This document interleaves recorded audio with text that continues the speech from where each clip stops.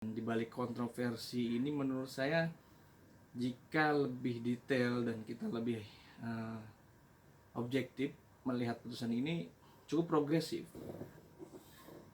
Assalamualaikum warahmatullahi wabarakatuh. Salam keadilan.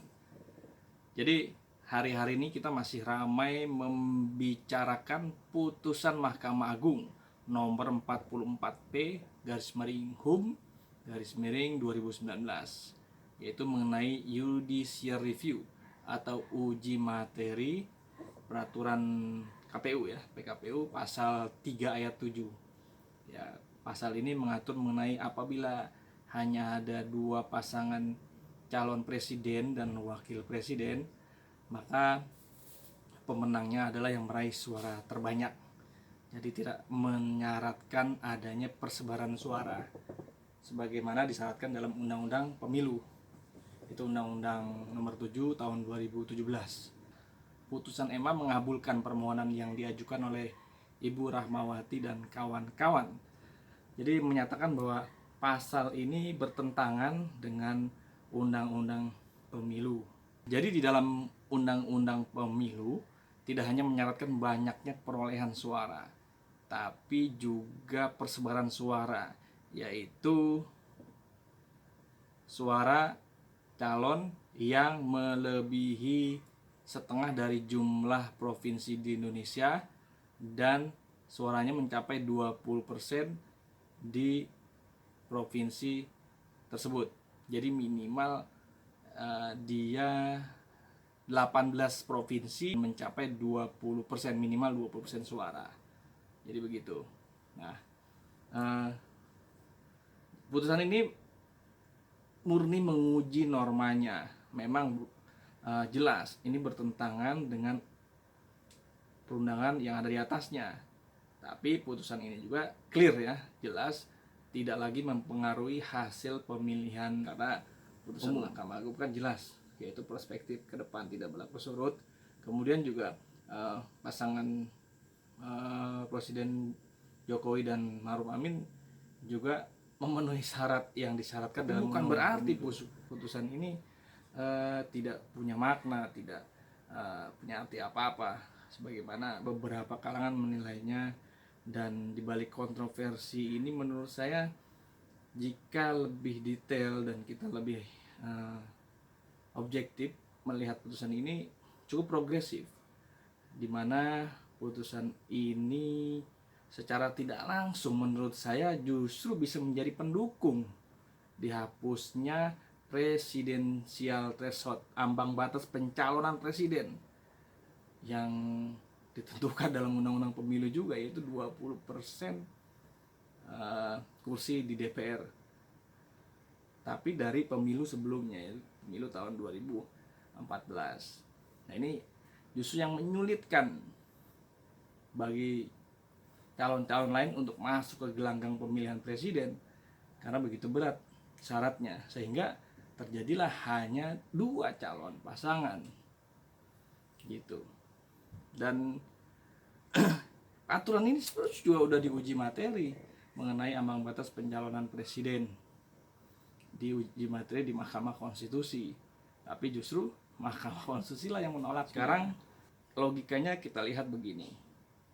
Di dalam Undang-Undang Dasar 1945 pasal 6 jelas mengenai penetapan pemenang yang berhak untuk dilantik, yaitu pasangan calon presiden dan wakil presiden yang suaranya dalam pemilihan umum dengan sedikitnya 20% suara di setiap provinsi yang tersebar di lebih setengah jumlah provinsi di Indonesia dilantik menjadi presiden dan wakil presiden.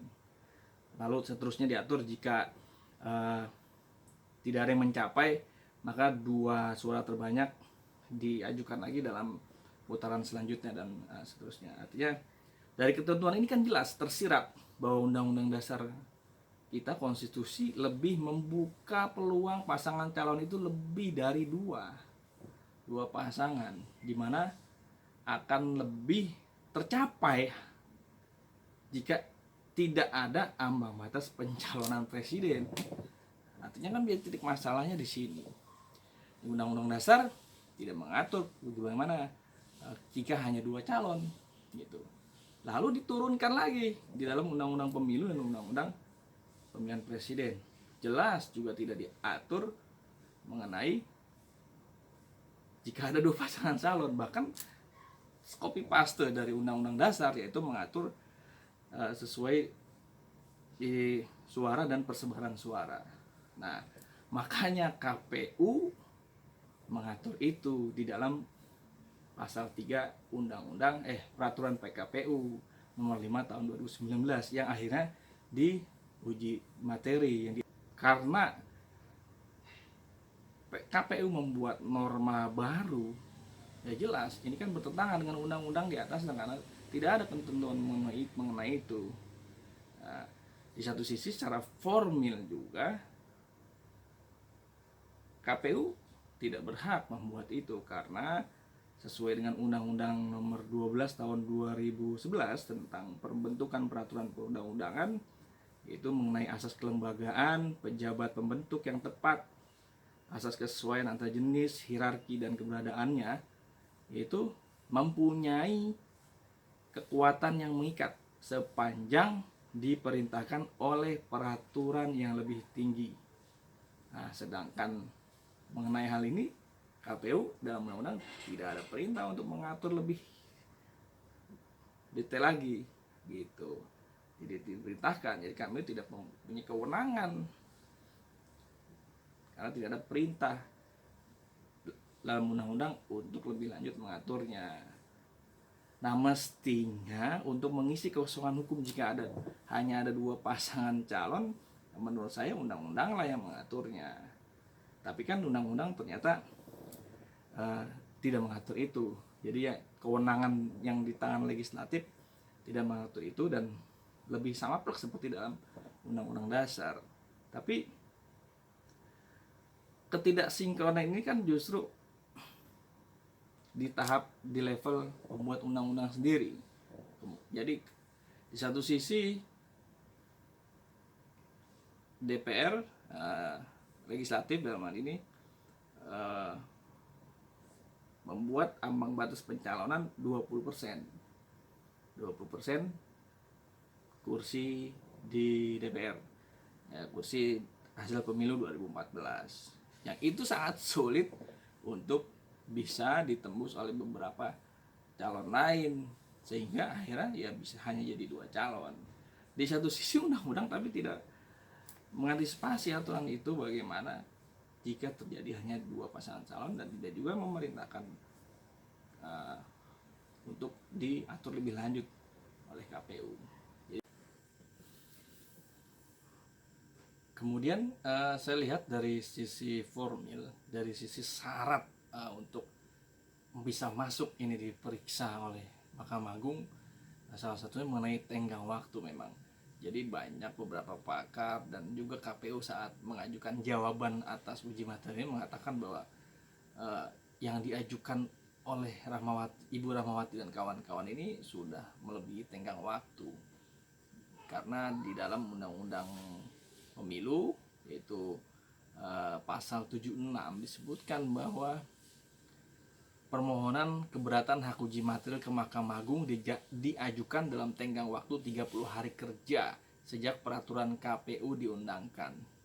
Sementara permohonan diajukan yaitu oleh Ibu Rahmawati dan kawan-kawan pada bulan Mei, 14 Mei. Nah, PKPU tersebut diundangkan 4 Februari, jadi sudah lewat 30 hari. Tapi kenapa MA meloloskan syarat formil ini? Saya melihat di sini justru MA cukup progresif dengan lebih mengutamakan keadilan substantif. Nah, di mana secara menurut MA bahwa pemilu baru dilaksanakan 17 April 2019 sehingga belum ada kepentingan para pemohon yang dirugikan. Jadi Mahkamah Agung dalam pertimbangannya mengatakan bahwa kepentingan yang dirugikan itu harus ada pada pemohon. Sementara pemohon baru bisa melakukan pemilihan umum yaitu dilaksanakan pada 17 April 2019.